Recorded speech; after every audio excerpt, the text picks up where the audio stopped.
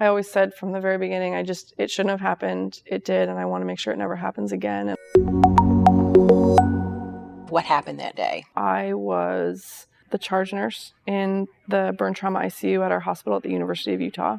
I protected my patient from having an illegal blood draw. He was unconscious at the time. He could not consent. His family was not present. He was not under arrest or in custody of law enforcement.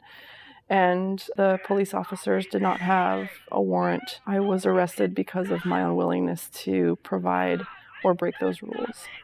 Tell us how that incident has changed the practices in your own emergency department. To be honest, it hasn't changed much in our hospital other than to bring awareness to the relationship between all of us that are there to protect our patients. The policy is still the policy, and it was now sort of the precedent used to create new legislative changes, so it is now a state law, which I'm really proud of. And the only big difference is that in our hospital, law enforcement is not allowed to come onto any patient unit without being guided, if you will, by the hospital nursing supervisor. I think the biggest thing, which is just the awareness of nurses, they should be aware of their policies or procedures. They should be mindful of their chain of command. I think there's been a huge awareness on the part of hospitals in our country that to look at if they have policies in place, and if not, that they need them and what those policies need to be.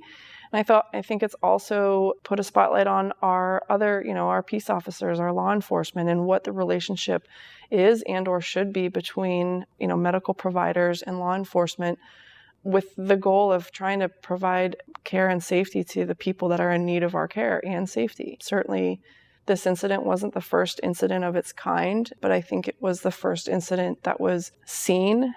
I would imagine that other nurses and healthcare professionals and just people in general have contacted you, incidents that they've had. Mm-hmm. Maybe not as dramatic as what you went through. In some cases, even more dramatic. There's a lot of unfortunate situations that have happened that haven't gotten the exposure that my incident has, and that's unfortunate. But I think we need to just keep in mind that we are in a very delicate balance. We provide the most amazing, essential, delicate care to our patients, and we are also at threat as well. We need to be mindful of what where our boundaries are, and really try the best we can to protect our patients and keep them safe. Have people actually called you that have been recently faced with some sort of violence and asked you how to do, what did you do? What do I do now? I'm actually a little surprised, because I would love to be a resource for people in particular that have gone through this or that need. I don't have legal advice, and I never presume to, but I can just tell them how I got to where I did. It's scary. It is you're kind of like, hopefully you're never in that. Right. But if you are, it's kind of, what do I do? Right. There's not a handbook for this. No. In some ways, I've said in my mind a couple times, I wish there was a handbook, but then that would mean that there's precedent to create one. Exactly.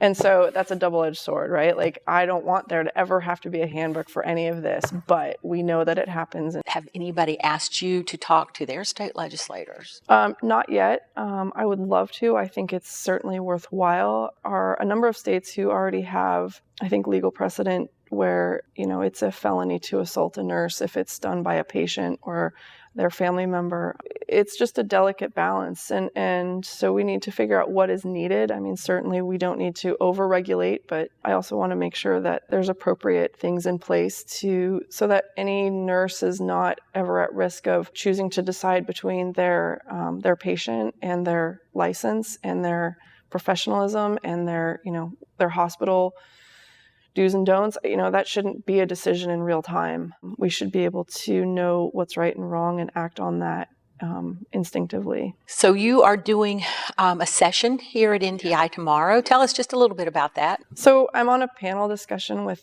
two other nurses, and we're talking about various forms of workplace violence. And again, it's unfortunate that we have to talk about it, but it is something that exists. What are your intentions from here forward? I know you go and do speaking engagements to let people know what they can do. I think more than anything, I just create dialogue. I feel very strongly that the profession of nursing is an incredibly powerful profession. I'm incredibly honored to be part of it. This is the most amazing profession in the country, in our world, in our society. And it's really just an honor for me to be able to give back to that profession. If I can prevent this from happening to even just one more person, I think it's been successful. And it's been really fun. I've been able to meet a lot of other nurses, and it's also been very healing for me, and I've learned a lot. I just want to give a huge shout out to just nursing in general and all the nurses here at AACN, NTI, and then everyone at allnurses.com. And, I've gotten so many messages and actual physical letters, and